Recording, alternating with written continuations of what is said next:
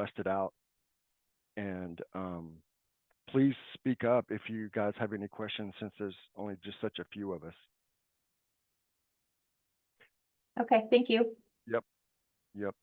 Okay, so all I want to talk about is creating a New Year scenario and then what to do and well, understanding what is a New Year scenario and then how to get started working in your New Year scenario. And I've made a checklist, but every district's a little different. So it's more of a guideline, the checklist, and I'll be emailing this out probably early next week. I just have a little cleanup to do on it. I'm trying to make it general, so regardless of what exactly you use to calculate, it'll still apply to everyone. All right, so let's just talk about what. Well, before we do that, let me switch. I hate PowerPoint; it takes up the whole screen. There we go. Um, when you have a chance, go into ESP, open the Scenario Explorer, and if everybody remembers, let me maximize this so you don't get confused. So here's ESP, open up Scenario Explorer, it's right here, and find your last year's adopted scenario, 23, 24, and it might not say adopted, it might still say modeling. So change it to, this is just called a scenario status. Change it to adopted, and you do that by right-clicking, go down to scenario status, and select adopted. Mine's already adopted, but yours would probably say modeling. Whenever you create a scenario, it's almost always going to be a modeling. And then you'll see there's other statuses here too. Generally, you're going to only be worried about either modeling and then maybe proposed, approved, and adopted, and then maybe an amended. But change your status to so that you know what that scenario is. And it's important because this is the scenario that you're going to use for your next year, your New Year scenario. And then right click on it and click locked. Mine's already locked. There is a problem right now. You should see a little yellow lock next to the ones that are locked. That's not working on mine right now, but this is a locked scenario because if I right click on it, locked is already checked, so I know it's locked. Because you don't want to go in there and make changes because this was the scenario that you exported and then you can import into Visions. So you don't want to go in there and make any changes. And you want to make sure when you open scenario ESP, it's opening in your New Year scenario. It should open in whatever scenario you had opened last time. So any questions, make sure you set that to adopted and lock it.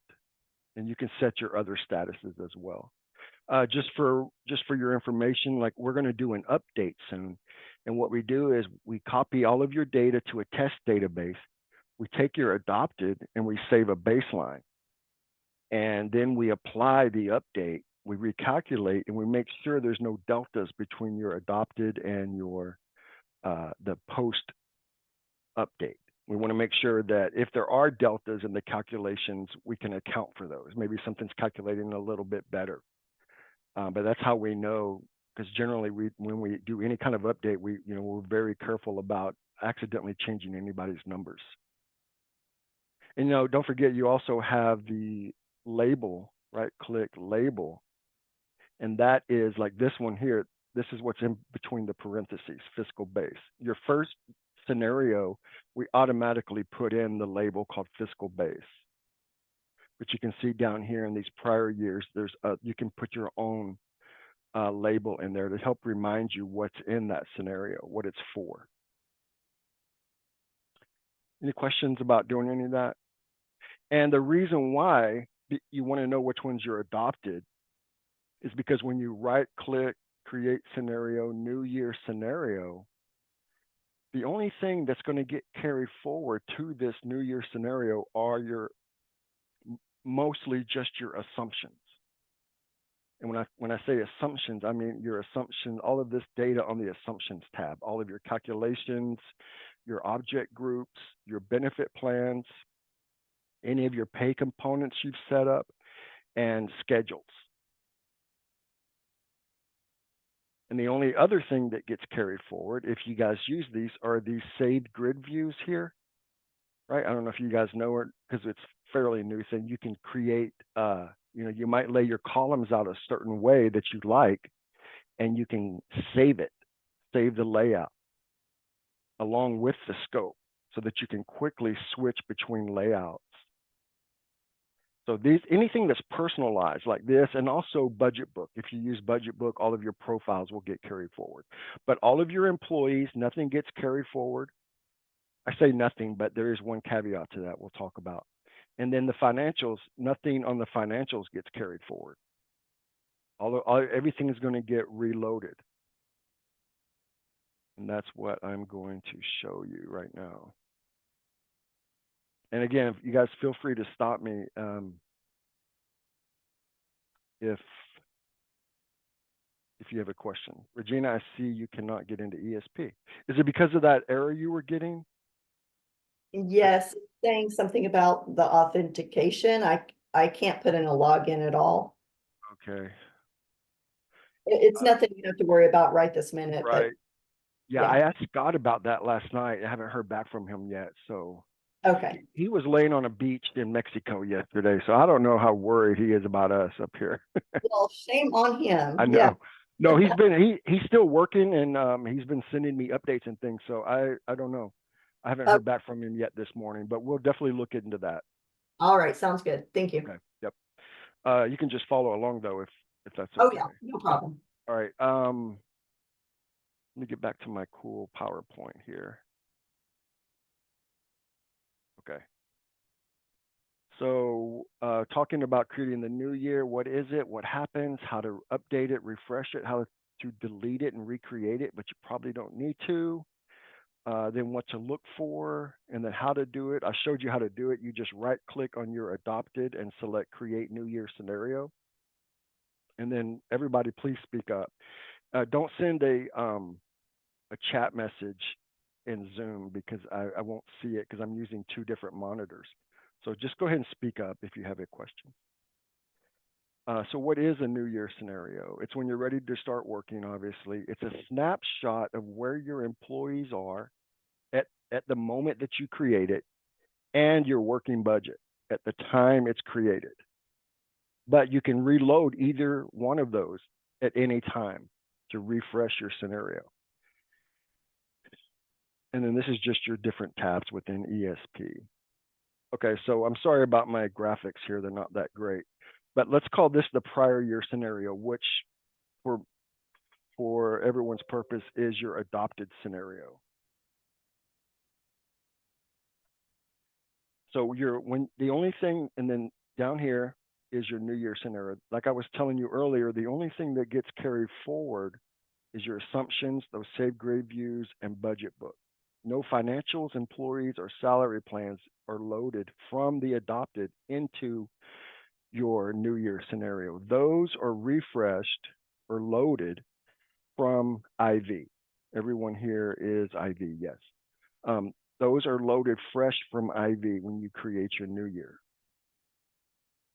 Okay, so please everyone understand this, because I get a lot of times, and it's kind of what spurred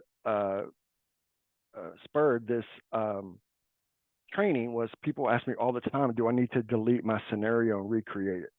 As long as you've created it from the scenario that you want, that has your assumptions in it, and that not almost 100% of the time that's going to be your adopted scenario, you do not need to delete and recreate. You can just reload a lot of times it's your employees. People ask about, well, I did this 3 months ago, my employees are old. Well, all you have to do is reload your employees. You don't have to delete the scenario and recreate it. Assuming, again, nothing has changed with your assumptions from your prior year, you're adopted. And, everyone, once they finish their adopted, they close ESP and they don't open it again. So you really don't have to worry about that. So what happens when you create a new year scenario? Everything, those salary plans, employees, your budget elements, all of your tables, your working budget, those get copied I should say loaded into the blue columns, right? These are, if you've ever heard me talk about data sets, there's different data sets in ESP. And you can tell the data sets by the color. So all of these get loaded into the blue columns first. Then they get copied to the model. So you're working, all of your financials, they get loaded into the blue and then copied to your green. So let me show you that. So here is my test database. I'm on the financials tab. And I'm in my New Year scenario, 24-25, number 1, modeling fiscal base. And here is my work. Let me reset my layout so everyone. Here is my working column, right? This was directly loaded from Infinite Visions when I created my New Year. It's my 23-24 Infinite Visions working. And what I was just showing you on that PowerPoint, when I created the New Year, it loaded all of these values into this column and then copied them into the model. And I want to prove that. So I'm going to grab this column. I'm going to move it to the left of the amount column. Scroll down. Oh, no, sorry. Left click it and then add a delta column. Remember, a delta column just shows you the difference between the prior 2 columns. There are deltas here, and I'll talk about those in just a minute, but I want to scroll down to the non-salary stuff. Notice there is no deltas in all of these objects over here. Even revenue. And when you're checking this, I would suggest you put in all of your account codes, right, on the scope here.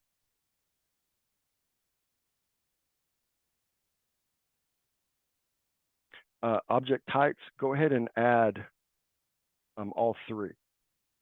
Or some districts have transfer in, transfer out too, but whatever you have for your object types, add those. You just want to verify that everything got copied into your, because this is going to be your starting point when you start working on these, on your budget. Your starting point is your working. Now, for the salaries, these will not be identical because A, the employees have been reloaded, and this number is coming from the employees tab now, right? So this is just what was budgeted, and then this is what is coming from the employees tab. And not just that, all of the assumptions have been applied, right? So all of the calculations and pay components and benefit plans, all of this stuff, because it recalculates the scenario. So everything has been applied to these values here. So these would almost never match. Now your FTE should be fairly in line with what you expect, right? Because this is like, actually it's exactly right. Oh, I'm sorry, no.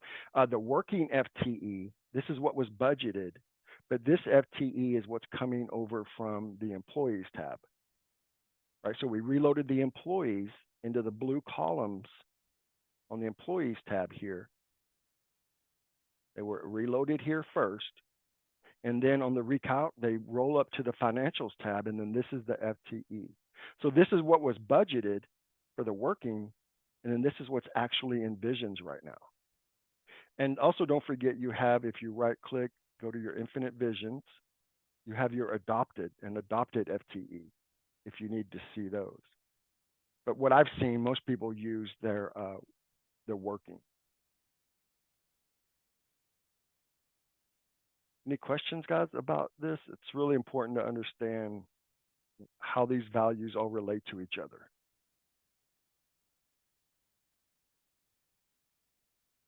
So any just lump sum budgeted, it could even be like lump sum budgeted salaries. That's basically a fixed budget item. It comes from your working. But anything that's calculated, and over here on the left, anything that's colorized, has a color that's not gray, is usually something that's calculated. And you notice in the model, we have a calculated total column. That means ESP is calculating it, right? We calculate the license salaries.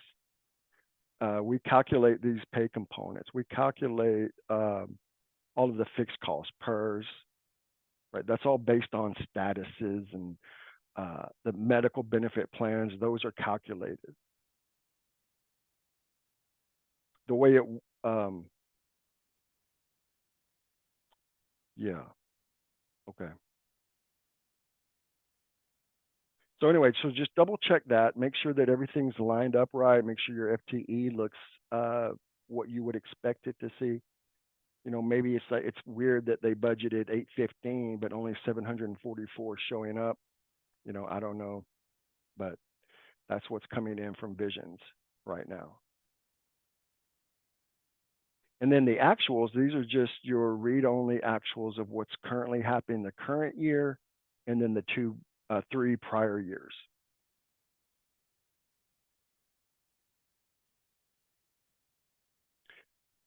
I think I jumped ahead. Let me go back to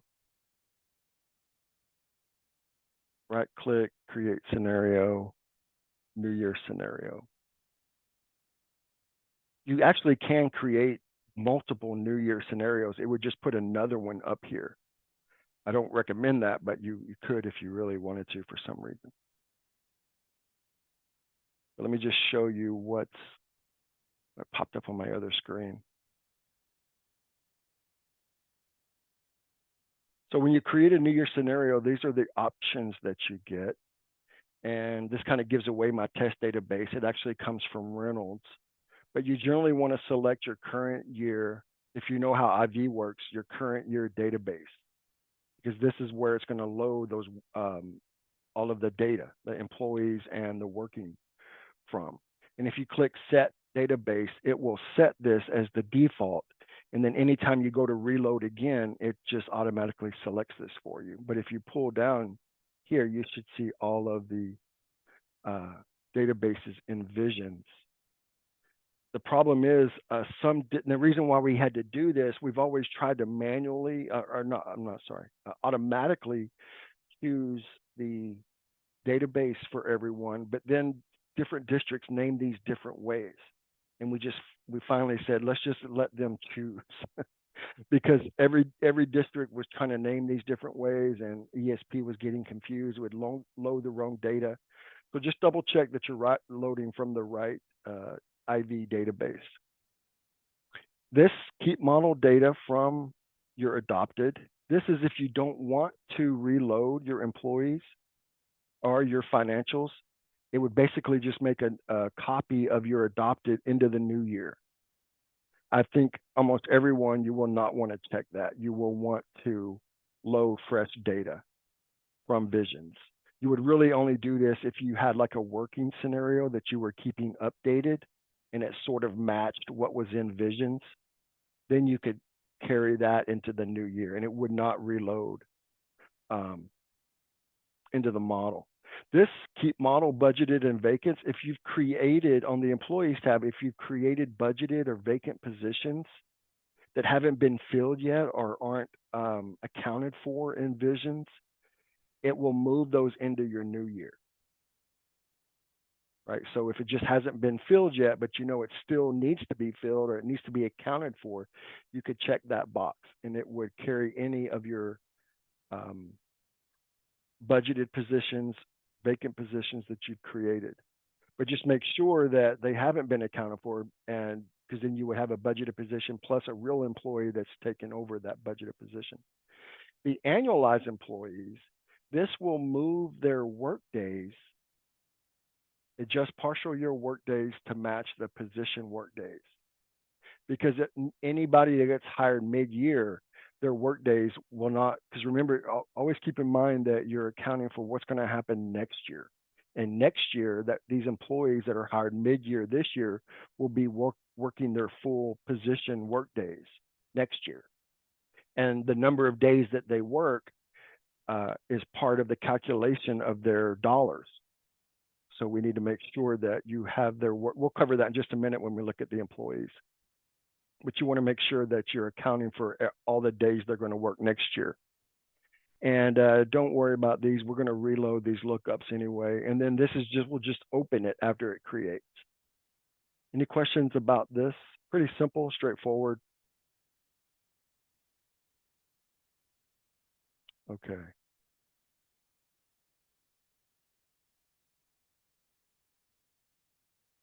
Okay, so you're going to check all of these, make sure everything got copied over correctly, and you're going to see deltas for your calculated amounts. Let me go back to my PowerPoint.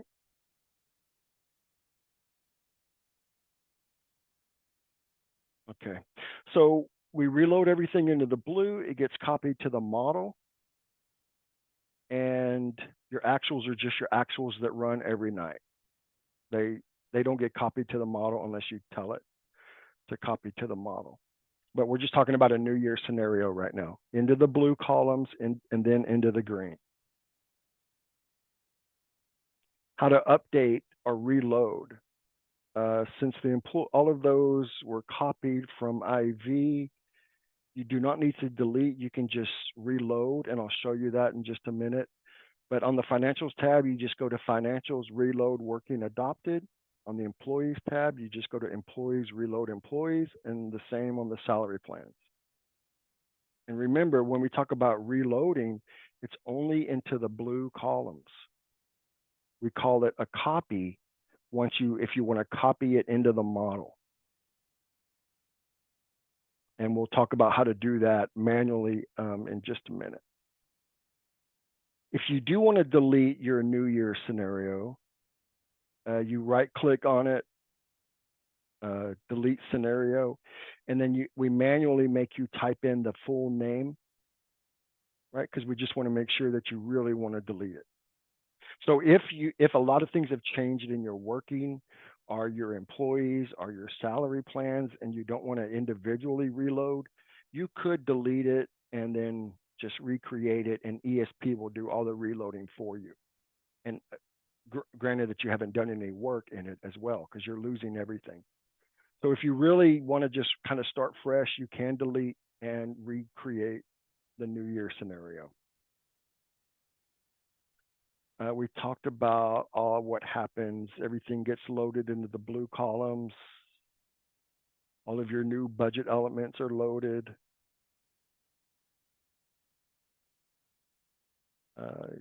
Starts as ERP. It's updated on demand. You manually adjust your model. Both the IV actuals and your baseline are all static, right? They're reference only. They're not editable.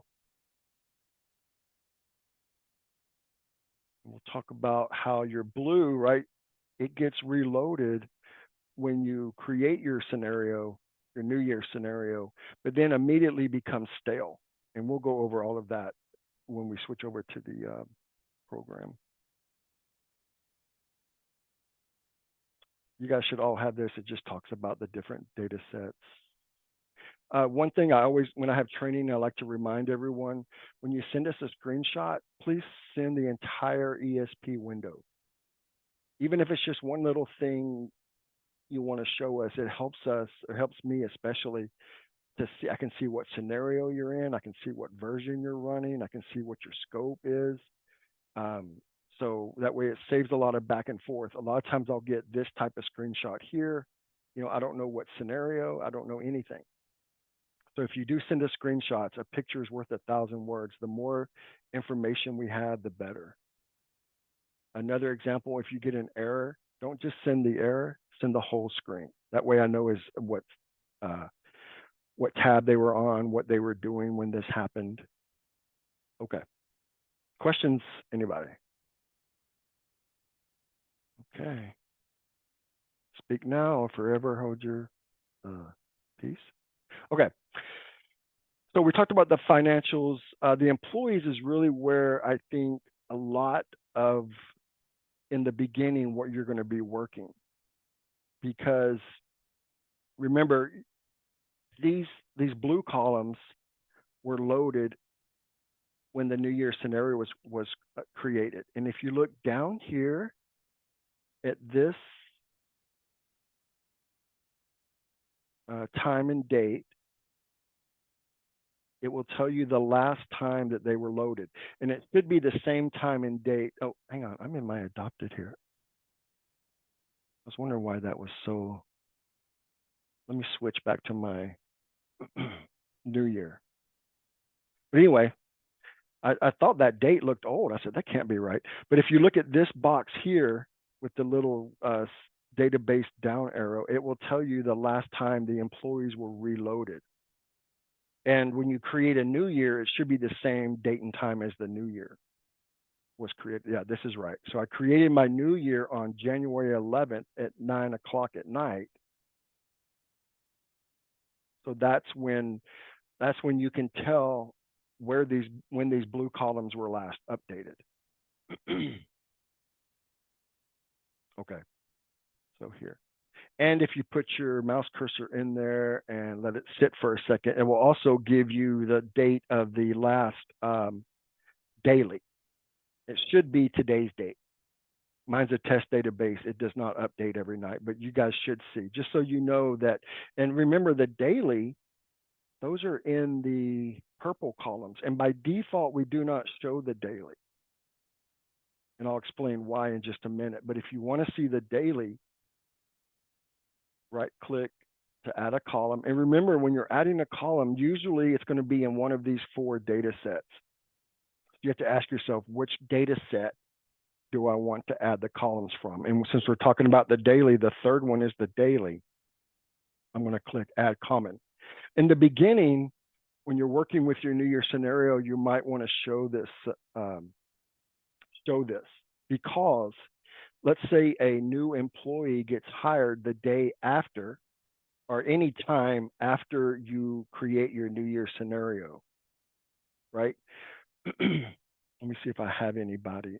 This one here, Neil Blair. Now I say a new employee, but it could be a person moves as well, a new account code, excuse me, or a new position. Notice that they are not in my model here. You'll see them show up here, grayed out. But notice they're not in my model. And if I scroll over here to my IV, they're not here. So when I created the New Year scenario, these employees were loaded into the blue and copied into the green. Excuse me. And at that time, Neil was not in. So he probably changed positions because the account code is the same. But something changed and this position did not exist, but now it does. And the only reason this is there now is because of the actuals, right? So when it loaded at some point after it created the scenario, it found this new position and it brings it into ESP. And then part of your New Year scenario is, okay, do I need to get rid of this one and activate this one, right? You have to decide which one of these do you need to budget for next year.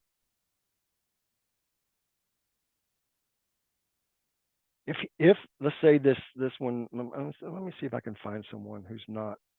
So he probably moved position. The same goes the opposite direction. A lot of times you'll have data in the model, but the actuals will be empty. Maybe this guy, well, this was a budgeted position. Oh, I created that the other day in training, sorry.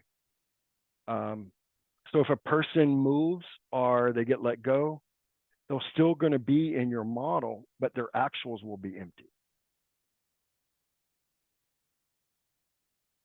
Is everybody starting to understand the relationship between these three?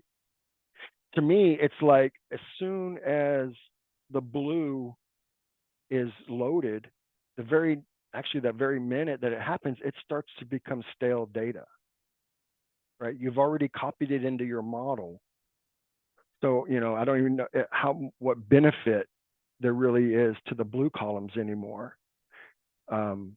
Other than you can see you can just double check what salary plan they were on, their work days. But the actuals really comes into play after the blue. And you can reload into the blue at any time. Let's say you want to it's been a few weeks since you've created the New Year scenario and you want to freshen the scenario with the employees, you go to Tools, Employees, Reload Employees.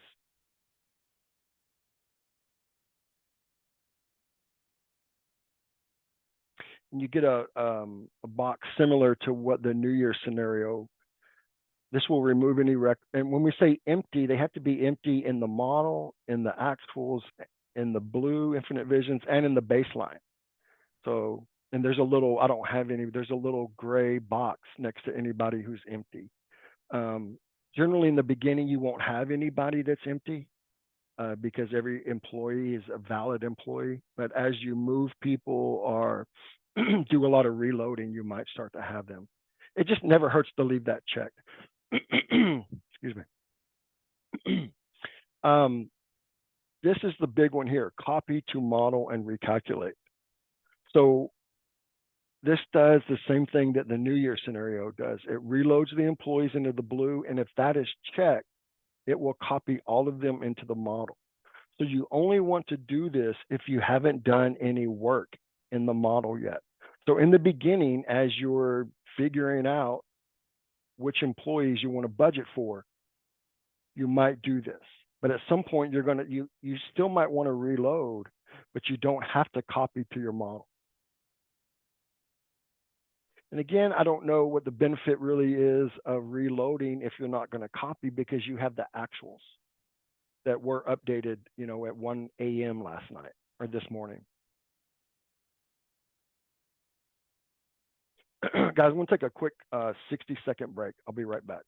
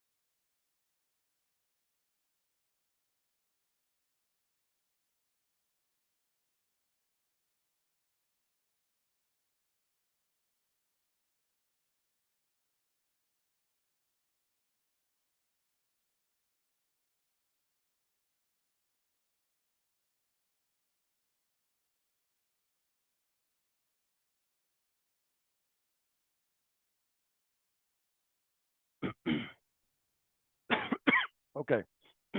Sorry. I'm not used to talking this much. Any questions, guys? So in the beginning, you're going to be, getting your employees, and, I've never worked in a budget office, so, I don't know how,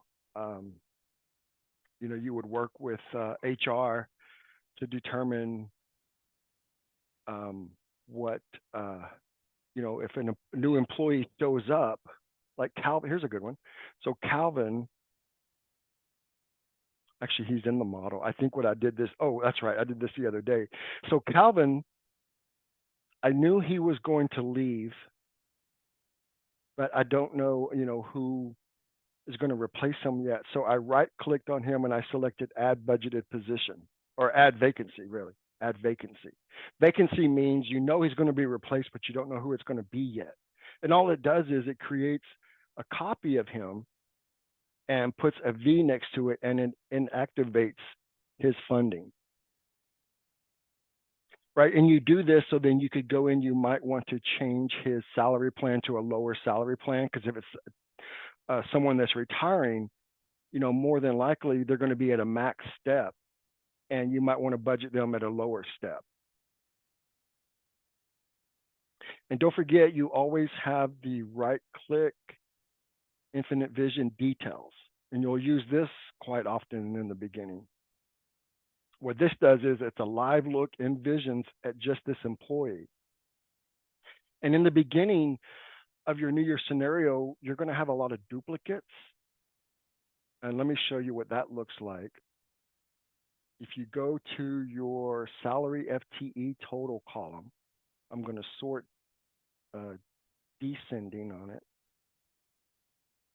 Notice I have quite a bit of 2.0 FTEs, right? Because a lot of these people are doubled up. And what I see a lot is employees get moved, but their old account doesn't get closed.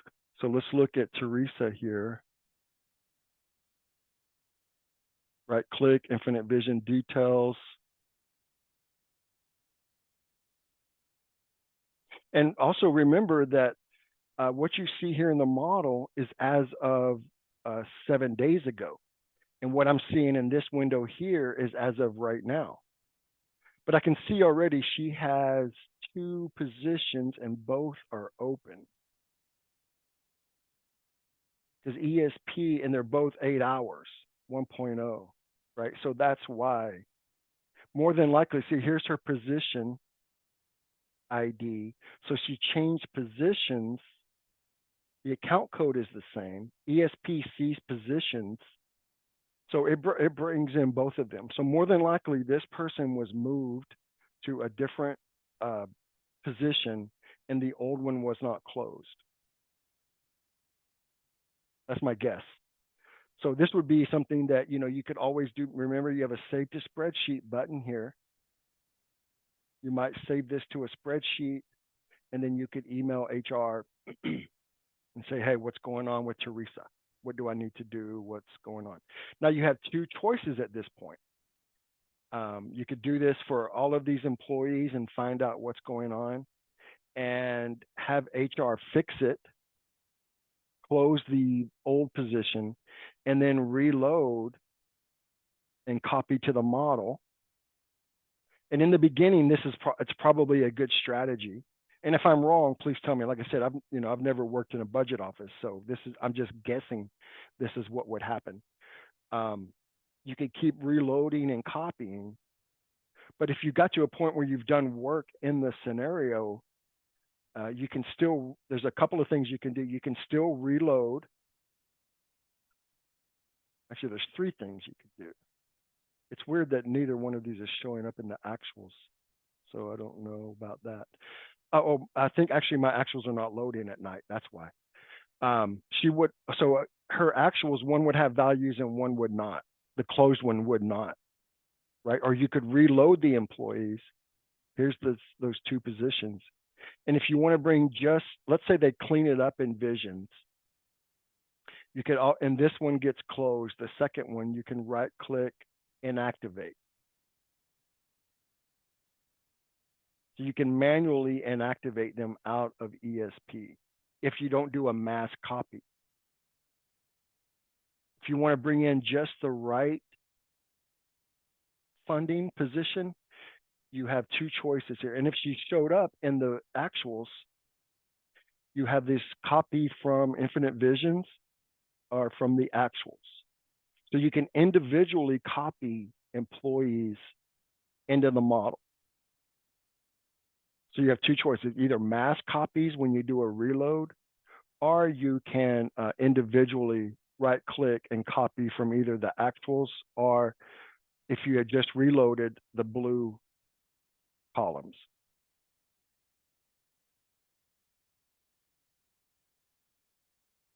Any questions about this so far? I think this is super important to understand with your New Year scenario, or not just your New Year, because as as time marches on, you're going to start having changes in your actuals,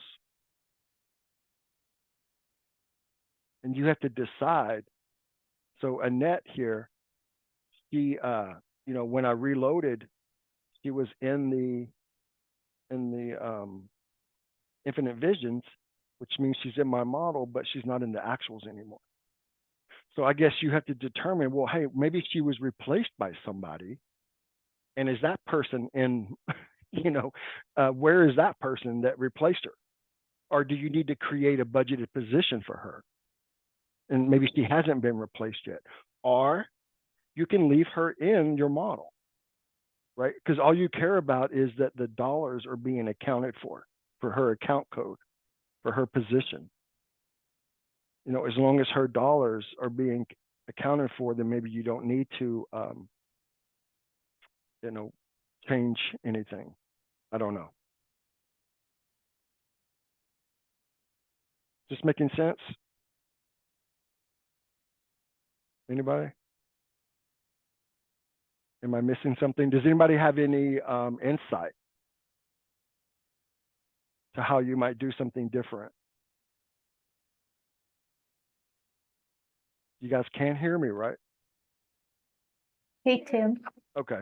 Yeah, I can hear you. I created the new database or scenario and I tried to add the actuals, but I don't see any data for each employee. I have the purple columns, but I don't see any FTE or they're hours or empty? anything. Yes. Okay. Maybe your actuals did not load. Okay, I'll look at that when we get done. Okay. Do me a favor, Jennifer, go to your Scenario Explorer. Now mine is not right because of my test beta, but you should see a 23-24 snapshot. It might be under 24-25 now, but look for the one that says daily and it should have today's date. Yes. Well, I That- see one under 23-24 for daily, And what's the date? 119. Oh, okay. They should be there then. Okay, I'll look at that after. But yeah, your daily should have the date, or when you, like I told you earlier, go down here, put the mouse cursor, let it sit. You get a tooltip. Your daily should say the date and time that the Mhm. actuals reloaded. But that's strange that you would have,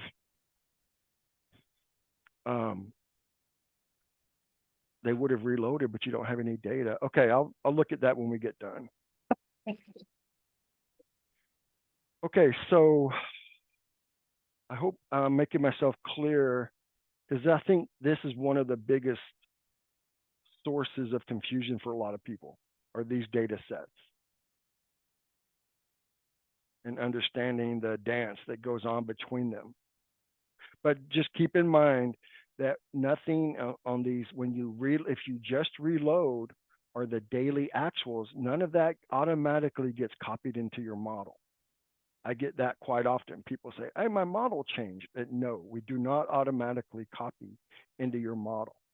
And even if you right click, copy funding from actuals, we could just give you a warning anytime that you're going to copy, that you're going to overwrite your model.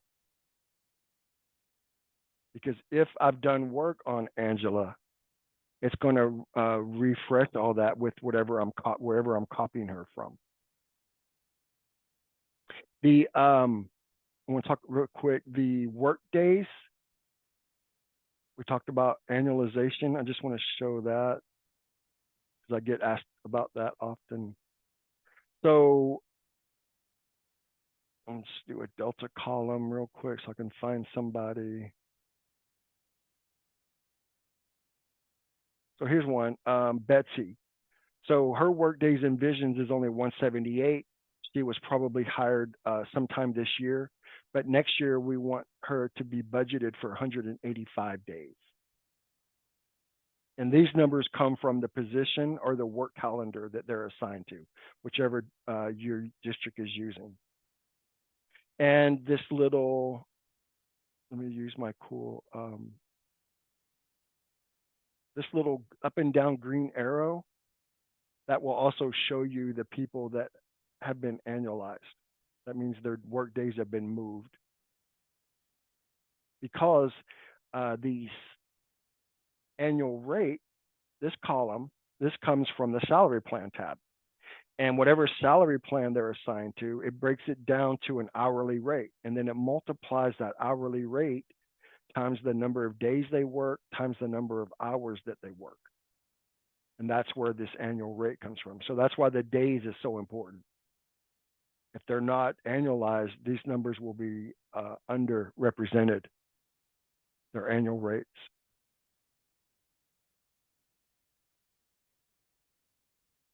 Okay. Another thing to check, because on the assumptions, it's where all of your calculations are created. And some, like PERS, it uses a schedule. And if you click on the calculation, you look over here, I know there's a lot of properties, but all you really care about right now is the data schedule. And it says it uses the PERS data schedule. And if you look back over here on the left at the bottom, here's all your schedules. So I just want to look at it. Right, so each employee has a status. And depending on what their retirement status is, that controls your model values, right? And this is what you change for next year. The blue is what they're going to get this year. The green is what you're modeling for next year. But any of these mid-year hires that we're talking about, they might be set to like waiting. And you say, no, next year he's going to be OPSERP. So you want to add the PERS column and probably the workers' comp column, because these are used in calculations. And to add these two columns, let me show you where to go. Right click, I'm in the model, so I want to look at the model. In any cell that is a pull down like this, we call it a list. It's going to be under, if you right click, go to model, notice there's a list submenu here, and these are all, you have bargaining unit, benefit plan, quite a few things that you don't need to worry about or just won't use. But there's I've already got a check mark. Check mark means the column has already been added, but there's the PERS and then the workers' comp columns. So you'll want to check through these columns. You can also, if you have a bunch of employees, you can always sort on columns. Let me see how well it works with these. All right, say you had a bunch of nuns. I don't know if I have any nuns. But let's say you want to change it, and this works for any of the cells. You can click and drag and press Control D, and whatever you have in the top line, it will just copy down. So it's just a quick way of changing a bunch of statuses, or if you were changing work days at one time. So you have to manually go into each cell and change it. So click and drag and then Control D. I think it's the same in Excel. Back on the assumptions, let's see, I made a change. It's asking me if I want to save it, and no, I don't want to save it. We'll go over these calculations again in just a second, but I want to show you what things to check for on the employees tab. Longevity, a lot of people use longevity, and that uses a data schedule called the classified longevity pay. And if you look under qualifier, this is only for people on salary plan 8. Now remember, this is salary plan 8 as of the adopted, right? Because this was carried forward. So if you bring in a new salary plan, you would want to check, we haven't looked at the salary plans yet, you would want to check that this qualifier is still right. If you use the pull down here, because let's say a new plan comes in, I don't even know if 8 is right. There might not be an 8 anymore.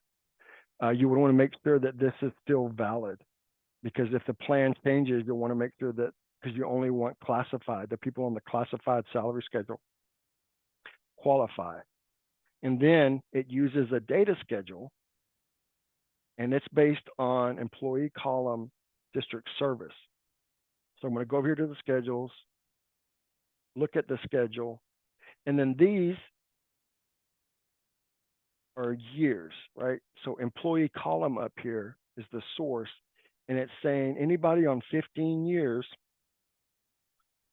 between 15 years and 19 years will get 35 cents an hour. And if you look at this schedule type here, it's called threshold. They have to meet 15 and then they get the 35 cents. As soon as they meet 20, they get 60 cents. per hour. So on the employees tab, you could add the district service column. And that would be under right click. Now that's not really part of the model because it belongs to the employee. So if you notice further down, there's an employee submenu. That's where you'll find district service. And then a lot of other columns if you need to add them. But for this district, they look at the district service. We pull in the district service. Now, let me say, sometimes if it's set up in Visions, sometimes this number we pull directly in. Sometimes we look at their hire date and we calculate the district service. We add 1 year, right? Because next year it's going to be one more, incremented by 1 year, right? So this is the number that is used going back to the data schedule. I don't want to save, I should refresh. So all you would do is look here, see what the rate is, go back to the employees, and then just spot check a few of these that the district service is right. And then over here, remember between annual rate and total wages, you have those pay components model. And then all of the pay components are under the pay component submenu. Here's the longevity pay component.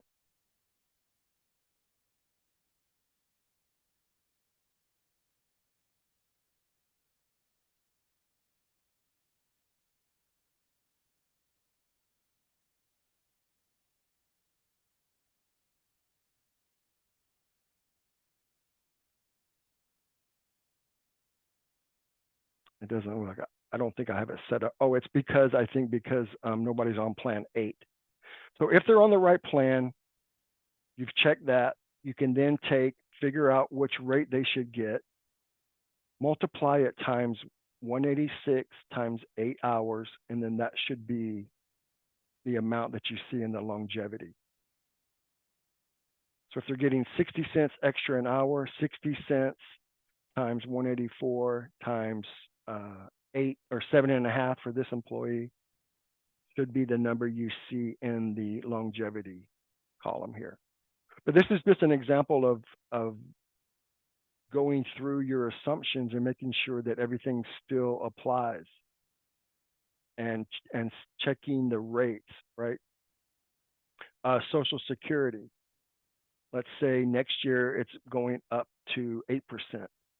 You select it over here on the right, and you're always looking for the model, right? There'll be an Infinite Visions factor because that's what we calculate on the blue columns, right? Because Infinite Visions is what they're getting this year, but the model, which is next year, so you would put 0.08 here for the model factor. And there's an A and a B because sometimes you have a chain.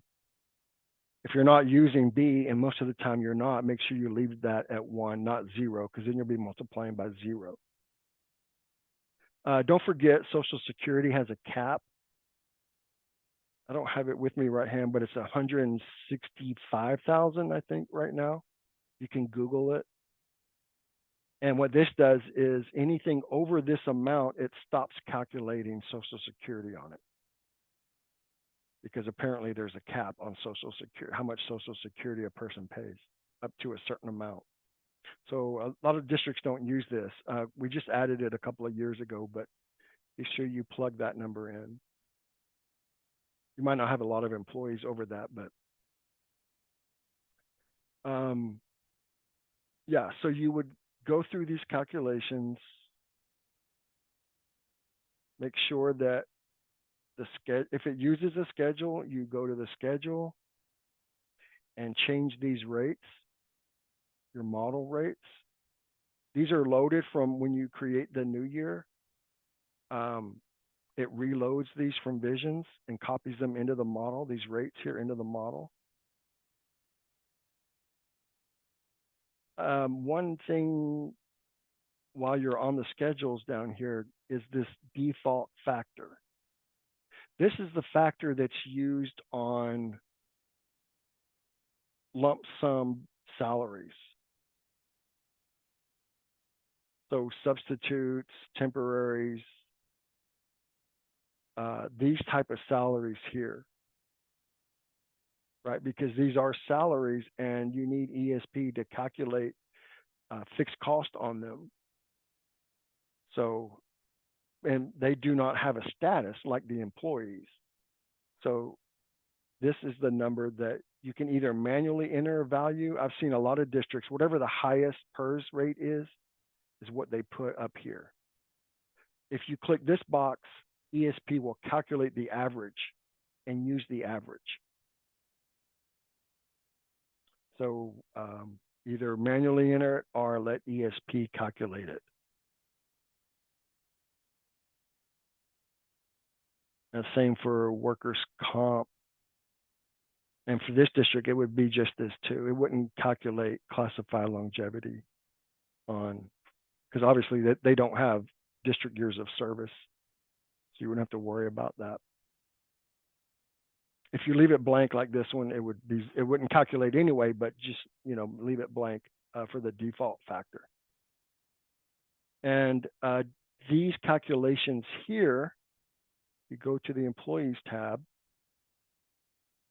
scroll to the right, they're going to be in this fixed cost total. Yours might be different. You can individualize these column headings to whatever you're used to working with, whatever verbiage you're used to. Some say payroll cost, some districts say APC, but if you put the mouse cursor in here and let it sit for a second, you get a little question mark and a tooltip will pop up. And it will show you the calculations and the factors that's being used on this funding, this employee. So, you know, spot check a few of these, make sure that what you're seeing here is correct. If you needed to show the individual calculation columns, right click, model. It's under this fixed cost submenu. Here's all of those calculations. You even have a total and well, the total is there by default, but you have a percent if you want to see what the percent.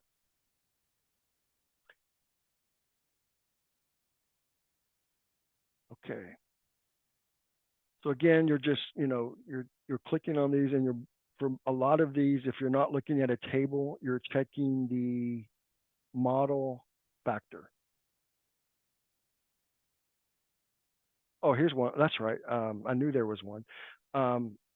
PFMLI does use, it's like 4% of 6%. I forget exactly how it's calculated, but it is a double. That's why there's an A and a B. Hey, Tim, I'm going to Yeah. jump off. I have another obligation, so Okay. I look forward to the videos. Yeah, I'll send that out probably later today. And your checklist. Yeah, thank And you. the checklist. Yes, ma'am. Sounds good. Thank you. Okay, you're welcome. All right, so we're just down to Holly and Jennifer. Okay, you guys have any questions yet? I appreciate this, and I think I need to go back one whole level. So I just need to know where the videos are so I can kind of catch up. Okay, well, we had training last week, and I'm going to get those uploaded today. Great. I've got to edit them, and I will send out a mass email with those links, as well as the link to this training today. This is super helpful, and it'll make even more sense when I do more training. Right. Right. Thank you. And the checklist too. I'll send the checklist out. And Okay. things basically just what I'm talking about, just going through all of these calculations and your employees and making sure everything looks good. Are you taking off, Holly? Is that what I'm hearing? I mean, I can still hang on. I'm doing two things at once. So I'm okay. listening and and I'm gonna watch this again. So Right, okay. So Jennifer, if you have any questions, just feel free to speak up. Okay, well, I think I'm good for now. But Okay.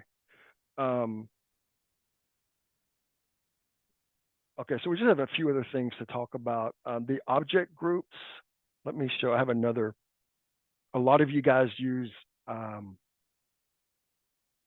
Let me find it here. I'm going to look at Jefferson County. They have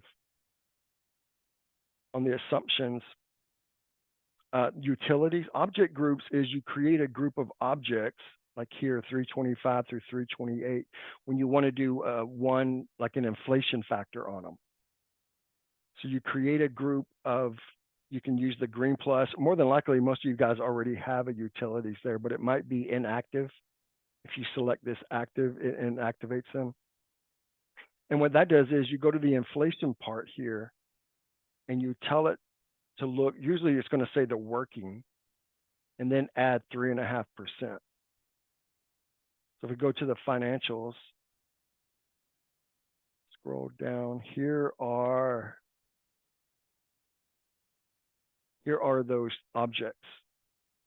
They have other ones too. That's why you see this. But this little symbol here means inflation group. And what it does, it took the working, it copied that into this fixed amount column, and then it added 3.5% to get this final amount column. So this saves you the trouble of having to manually go in and make these budget changes, right? So on the assumptions, they have a bunch of them. They put like anything 400. They put a 3% on that one. So you can have a lot of these if you want, if it's the same inflation for all of these objects. It's just a quick way of having ESP do it for you so that you don't have to manually go in there on the financials and make changes.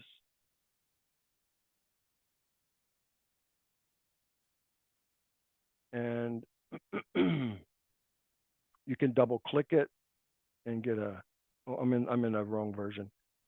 But you can get a list of which objects to include. You can right click, edit, or you can add, you can delete it.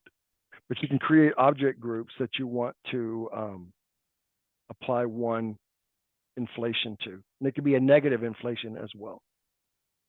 The benefit plans, most of your administrators are pulling in actuals.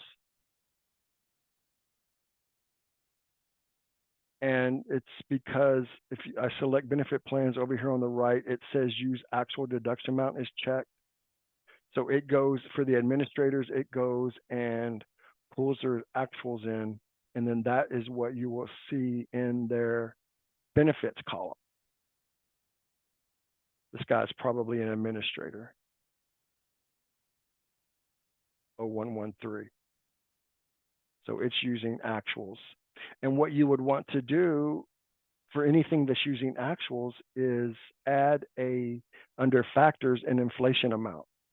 So you could put 2 here, and it would take his current actuals and add 2%.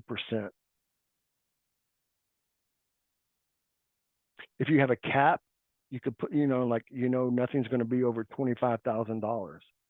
So it would calculate up to $25,000. And if it's $1, for every inflation, it's usually a percent or $1. You could put $100 in there. And this is per month. Everything on the benefit plans is a per month, not yearly. So if you wanted $1,200 per year, you put $100 in here, and it would just take whatever we pull in from the actuals and add $1,200. These other ones use a monthly benefit amount as well, but almost every district uses a qualification, FTE qualification level. For Reynolds, for certified, you have to be, once you reach 0.5, you'll get $1,530 a month. I think for classified, they actually have 2 levels. So if you're 0.5, between 0.5 and 0.75, you get $1,000 a month, model monthly benefit. And then if you're 0.75 or higher, you get $1,575 a month. So these model benefits, they're just like the factors. This is what you will be changing for next year. what you want to budget for next year. And I recommend that as you go through and change all of these factors, save it. After you save, recalculate the scenario, go to the employees or go to the financials and check that, you know, what you expect to see, the numbers there that you expect to see. Because it's real easy to put a extra zero or the decimal in the wrong place. So make a couple of changes, save the scenario, recalculate the scenario, and then go double check the actual calculation. Just a refresher, remember on the benefit plans, those get to the employees via the salary plans. We haven't talked about the salary plans yet, but by default, you have this benefit plan column here. So everyone that's on this salary plan, they're also getting the administrative benefit plans. Notice there's a pull down here, and these are the same benefit plans that we saw on the assumptions tab. So this is part of your new year check, is coming to the site. Well, first of all, make sure the correct salary plan's loaded. You know, check the structure. You got the plan, the grade, and then the steps. And these work just like the employees in the financials. We reload them into the blue, and then they get copied into the model. And then if you put when you put your COLAs in there, all it does is it just takes the value and just increases it by 7% here. And you leave your COLAs in there, and whoever you want to step, you leave the stepping in there. But if a new plan comes in, you would have to manually go in here and assign the benefit plan.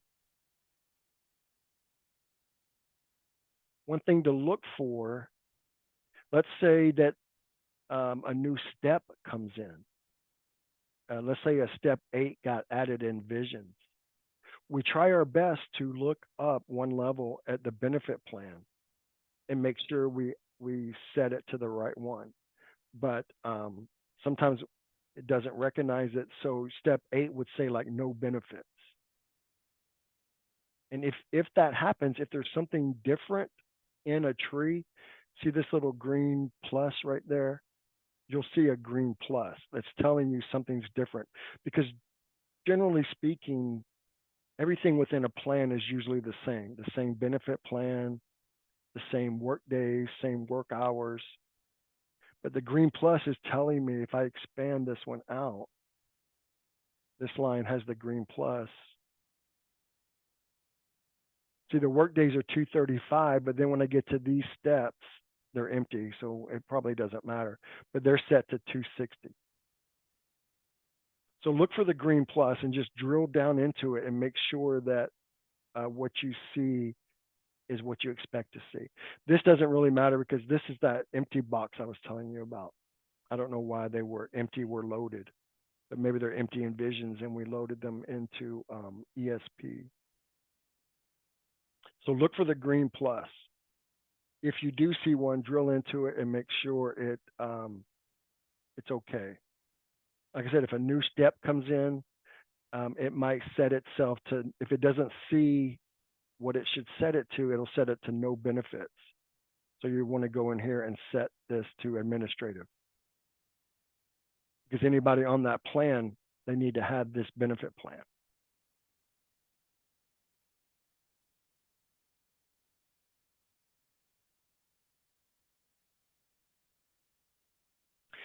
Same for the calc method. This is just telling, because we calculate FTE and ESP. And for almost every Oregon district that we know of, they use work hours.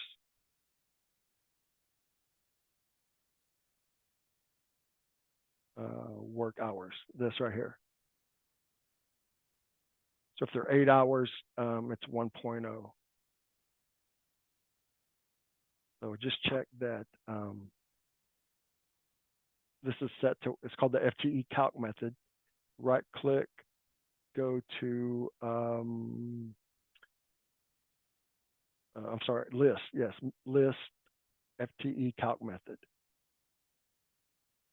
Make sure that's set to work hours. In Washington districts, they use work time, which is the number of hours they work in a day times the number of days that they work, which is the number of hours they work in a year. Back to the assumptions.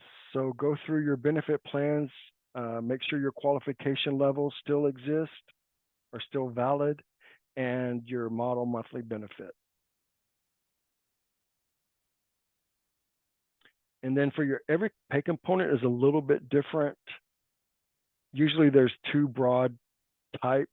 One is either we pull in the actuals and then you just put an inflation factor on it, or we calculate it. This longevity, we calculate, right? Because we talked about it earlier. It uses the classified longevity schedule based on the number of years in their district service. So remember, you want to check the qualifier. If anything has a qualifier, check the schedule if it's using a schedule. Remember, the model rates is what you need to adjust for next year.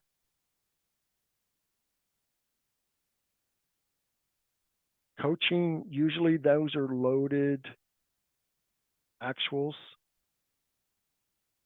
Yeah, because there's no qualifier. There's no factors or one. So it's just, if you go back up to the Infinite Visions loading, it's looking in Infinite Visions at the pay type, and it's pulling in anything that is coach. If you click on the binoculars, it does a live look in Visions. And what you see in this list should be what you see on the employees, because it's going to load anybody that has the word coach in their pay type.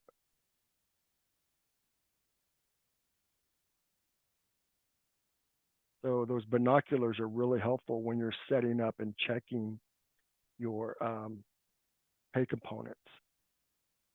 So here's those pay descriptions. So anything that had the word coach in it, it's pulling in these employees and their amounts.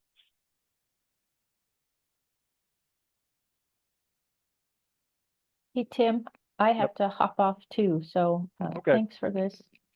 Okay, I'll send out the email here shortly or Monday morning.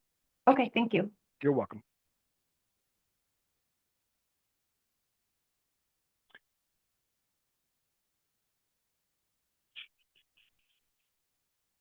If you want to reload the employees, let's say you've made changes to this pay type and you want to bring in just this pay component values, you can come here and click on Update Model Factors on Next Employee Reload.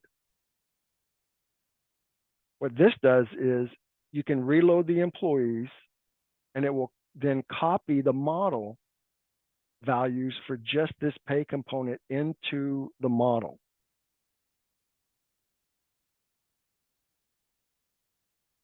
And this is just telling you it's going to overwrite your model for this pay component.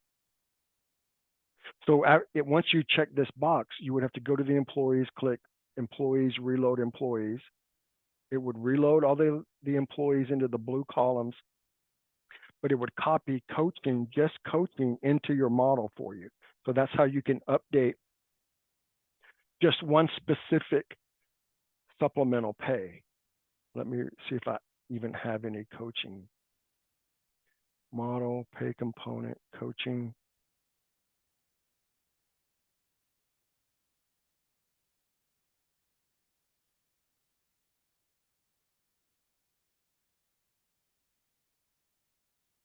So if there's been a lot of changes in the coaching since I last reloaded and I want to bring in I want to refresh just my coaching, or I've made a change in Visions to the coaching dollars. Let me see where these are.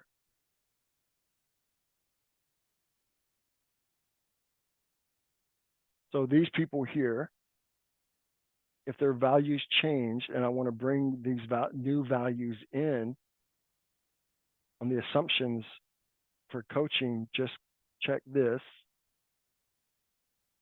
And this is just warning you, you're going to overwrite your model. That will stay checked. Then you go to the employee, you'd have to save it. Go to your employees. I don't want to save right now. And go to tools, employees, reload employees. And remember, reloading will just reload into the blue, but the coaching, any new coaches or any new changes will be copied into the model.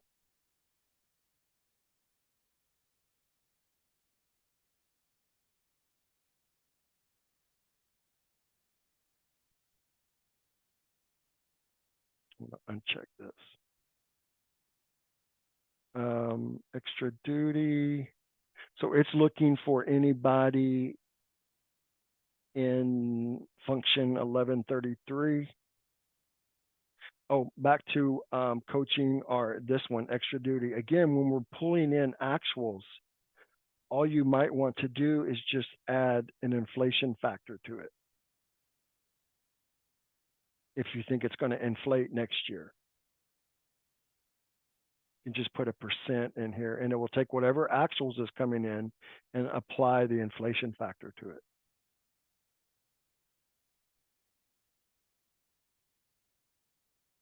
And then this is administrator LTD. It's using a account mask as well to pull in. So if you wanted to update any of these ones that are using actuals, make sure you check the update model factors on next reload. If you do a mass copy, you don't have to do this individually. It's going to do it if you go to tools, reload employees, and you just click the checkbox copy to model. It's going to copy all of these for you anyway. But it's when you want to drill down and just make changes to these individual pay components that you might want to reload and bring in the fresh numbers from Visions.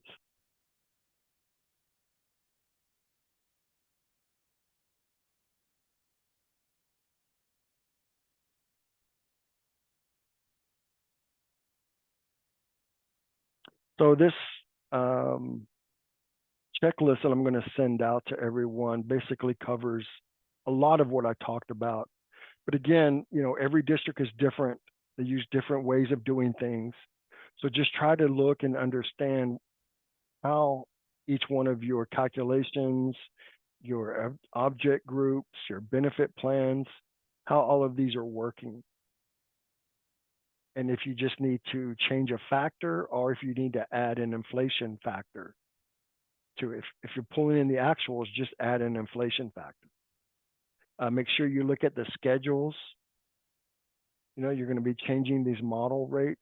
These have inflation factors too up here. You know, if you didn't want to manually type in a number, you could increase everything by a %. And be sure you check this default factor, because this is the value that's going to be used on your lump sum budgeted salaries. So it's an important number.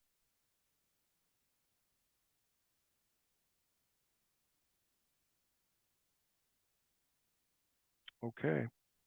Well, Holly, you're the last one. Do you have any questions?